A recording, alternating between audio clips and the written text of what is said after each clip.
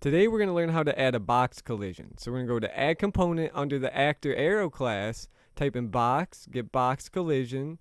We're going to compile this to activate it, and now we're going to scale it to the size of the arrow. Now this is going to allow us to give damage to any other AI or character in the game. And this is the collision. So the collision is activating and overlapping with another collision that's going to cause an event eventually. And that's going to be a damage event. All right. So I'm just scaling the size. I'm compiling it. And the next thing we're going to do is go into rendering in the drop-down menus to the right. And instead of keep visible ready or checked, and we're going to uncheck hidden in game so that when we're simulating the game, we're actually going to be able to see the box collision around the arrow. And this is going to be perfect for testing.